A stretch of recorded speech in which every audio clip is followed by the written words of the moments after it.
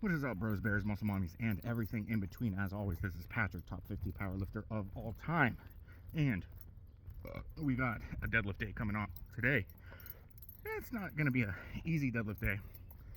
Well, to be fair, if everything was easy, everyone would be doing it, right? Buddy, sit. Taking Buddy for a nice walk. Yep. Because we just had our breakfast. And after this walk, we're going to have our pre-gym meal, which is very carb heavy, and we'll be off like a herd of turtles to start our deadlift day.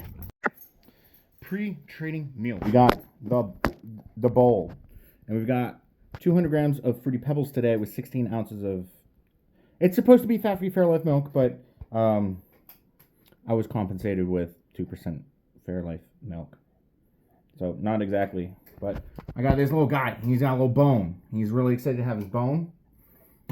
So we're gonna eat together, right, bud? Buddy, leave that alone. Leave that alone, little guy. Buddy. These cherries remind me of your mom, because I popped hers. I'm your daddy. To be the cream of the crop, you gotta drink the cream of the protein.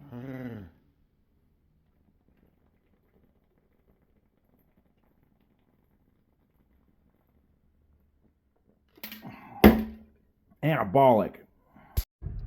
We are on our way to the gym officially. Not that there's any official special whatever of that random guy going to the gym, but we're on our way.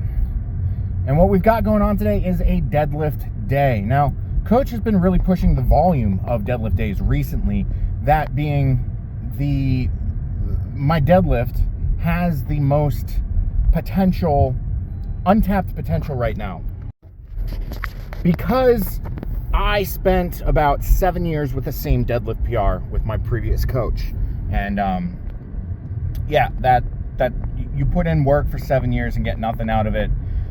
You get something out of it. You gotta know how to properly milk that cow of. It's almost like putting money into like a Roth IRA. What is a Roth IRA? I have no idea. I know it's just hard to take money out of it. It's even harder to take money out of that than like the stock market. So my coach has been really pushing the volume on it. So it's a bit of a heavier day. Oh, sorry. The pre-training meal is a little grumpy. I like Fruity Pebbles, but when you're eating so much of them so frequently, you get tired of them real fast.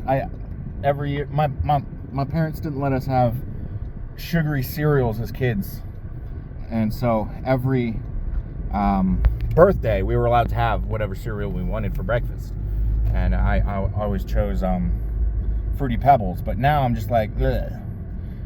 It gets too soggy too fast, and I have to eat too much of it to be enjoyable. So, deadlift day, back on topic. We start off with a little bit of pre-fatigue work with we've got some kind of loaded stretching going on, some dynamic stretching with some banded lat prayers and leg press, which I may or may not video. It's because I'm usually not mental. When I video, I sometimes I connect to the Bluetooth of the gym and put on music. And if I've recently been listening to a kind of a guilty pleasure of mine and an author that I discovered about a year ago, and have only recently just restarted listening to some of their works because I just finished off catching up with my favorite author. And the author, Ravensdagger, creates it's like adult books with childhood themes, or like children themes. So it kind of comes off as children's books, but it's completely not. It's like the main character is an innocent child, but literally everyone else is like, no. So it's kind of entertaining in that aspect, where like a character will be like, I have a wand of cure hysteria. And you have to Google as to why everyone is gawking at her, waving it around at people, and then being like, do not touch that. Because it's a vibrator. Back when if a wife didn't listen to her husband, they'd just give her a lobotomy. They'd be hysterical. And so, like, they thought that excessive horniness was also a symptom of hysteria. So they would cure that with a vibrator. Kind of like how they thought that cornflakes would be a cure for masturbation. But anyways, deadlift day. I've been talking for 3.5 minutes straight, and I've played just the tip with telling you guys what's going on here, and I should stop edging you. So we've got chest supported thoracic spine, T-spine extended chest supported rows. Those are a little bit of a pre-fatigue work that are actually programmed. We've got like warm-up stuff as well, which is banded lat prayers and really light leg press, kind of making sure that we get a good knee stretch going on there, get those patellar tendons nice and elastic and happy. And then we've got deadlifts. We're on to deadlifts. We've got 2x4, 4 minutes rest, 585. I may or may not, I believe that might be a rep PR.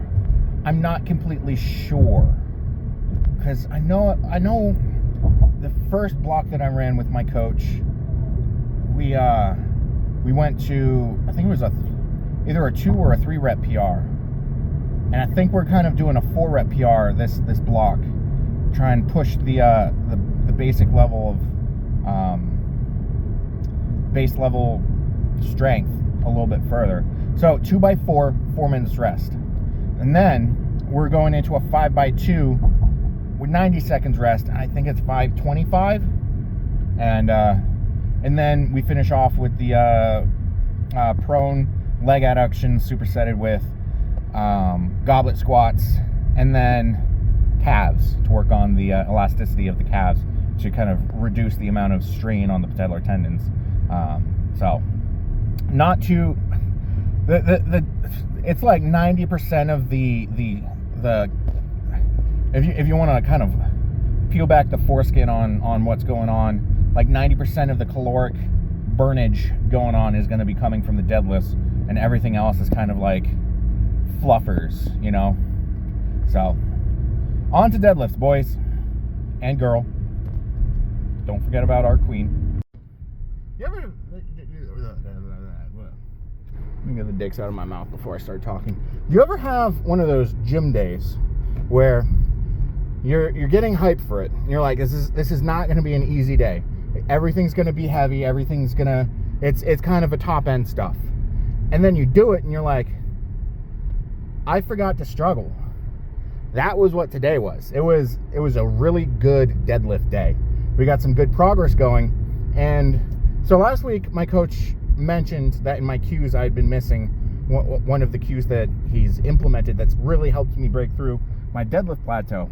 And I was like, yeah, I guess deadlifts haven't been feeling very good recently, and it's probably because I've been forgetting that cue. And that cue is, once the bar gets about below the knee, you act as if you have a ponytail and someone jerks it back, and that really gets the hips initiated. You know, a lot of cues don't really make sense until you think about it, but getting the head back aggressively brings the hips into the movement a little bit better. So the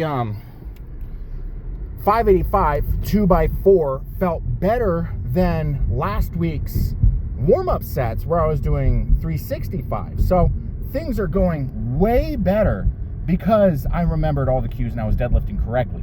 So first set, I did it and I was like, did I misload the bar? This was too easy. This felt too good. Like everything was popping off. Everything was good. It like actually felt like I was strong for once. And then the second set, it was a little harder because I had that accumulated fatigue from doing a rep PR with 585 or 589 because kilos. And it was a little harder, but it was still pretty easy. The hardest part was the fact that it was so hot, my palms were starting to sweat, making the chalk not stick to my hands as well. And I sent that to Coach, and he was like, you know, what you should do is you should get a bottle of hand sanitizer, and before you chalk your hands, hand sanitizer your hands and let it dry off, so that it kind of like extra dries out your hands, because it got that alcohol in it. And that's basically what liquid chalk is hand sanitizer mixed with powder chalk. So I didn't do that today, but going forward, I'll probably have to do that on the days where it's I had to have the surgical hands going on, where you've seen like Grey's Anatomy and all those hospital shows where they're like, oh my gosh, I'm now sanitized, I can't touch anything with my hands, I'm gonna put my hands up and so they don't touch anything and out in front of me, so that nothing droops on them either, stuff like that. I had those surgical hands going on so that the drippage from my arms didn't track down to my palms, because that would also get rid of the chalk, making things much worse. So dealing with the hardest part of today wasn't the weight, it was actually because it was hot. I actually sweat through an entire pair of shorts. Like, it's easy to sweat through a pair of a t-shirt, right? You can drench a t-shirt easily, but when you sweat through a pair of shorts, you know, because that's 2 entire layers, you know it's hot and you're sweaty. But that's where we were at today.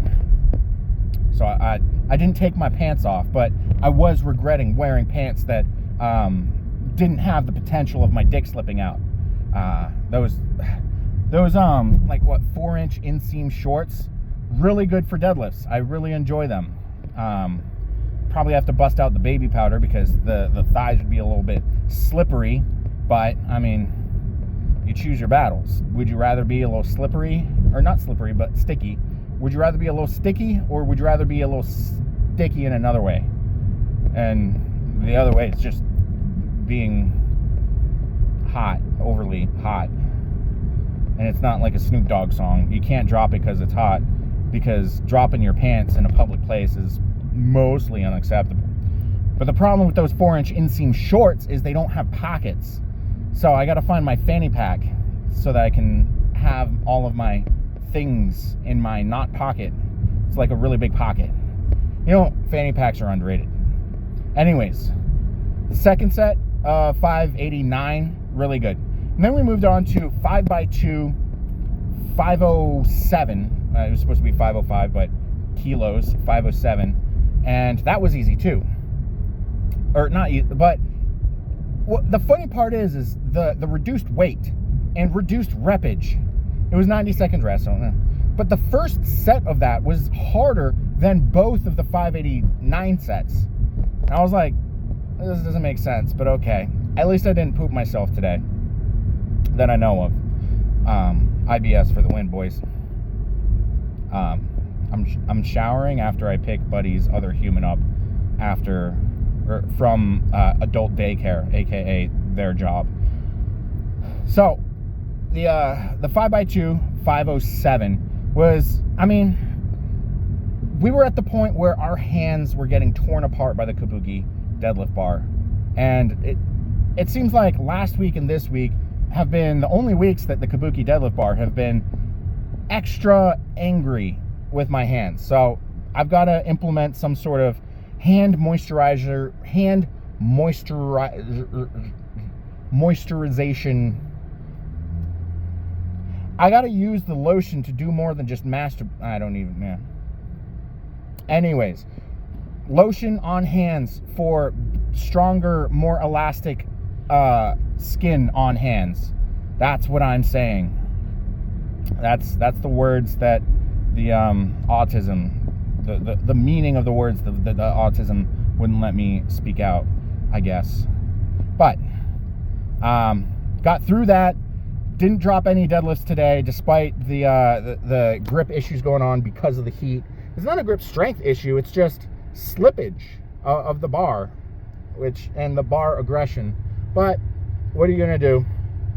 I mean, you're gonna bite the pillow and go and raw, boys. And then we did the prone hip adductions with the supersetted with the goblet squats. Those are bread and butter. And then the calf raises, 4x12, 90-second rest. I don't really count my rest during calf raises. I just walk around and clean up the gym, because like the gym has a bunch of board presses and everyone uses them as tripods, and there's also a bunch of tripods. So I'm like, I kind of want to clean up the gym a little bit, because like there's multiply lifters at my gym, and they probably get a little annoyed that they have to search around for the tripod, or not tripods, but the boards for their board presses. And I've used board presses in my training before, and it's a little annoying when you don't really have access to the one that you want.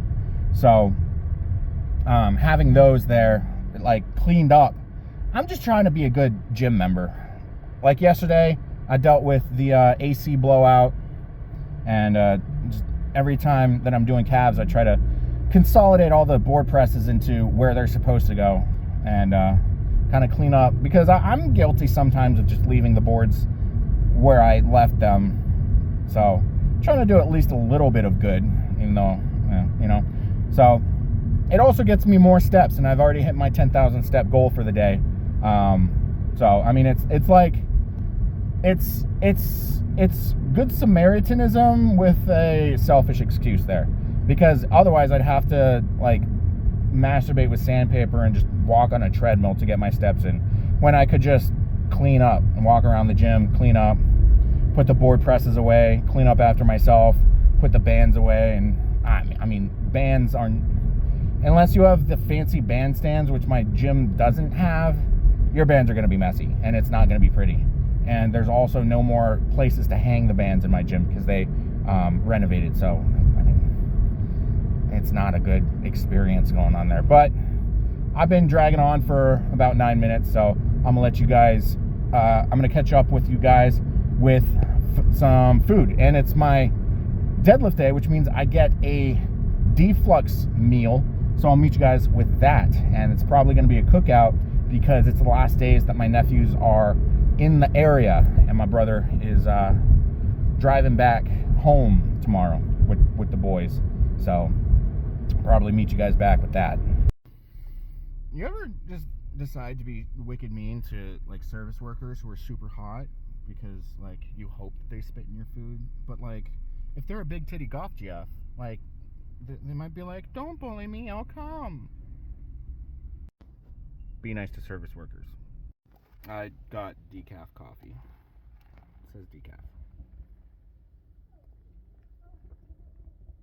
Because caffeine is only good in the morning and in measured quantities. Energy drinks generally have too much caffeine. And that is how the cookie crumbled for the day. I expected more interesting things to go on, but it didn't. And every time I took my phone out to video what I was eating, I got yelled at. So in addition to the plate of salmon, macaroni salad, and corn that I just showed you guys, I also had a hamburger. And was that it? Oh, and a chicken skewer, which both of them were burnt, so not really worth the calories at that point. So if you like this video, leave a like, comment, subscribe, share with someone important, someone impressionable. Anyways, Patty out.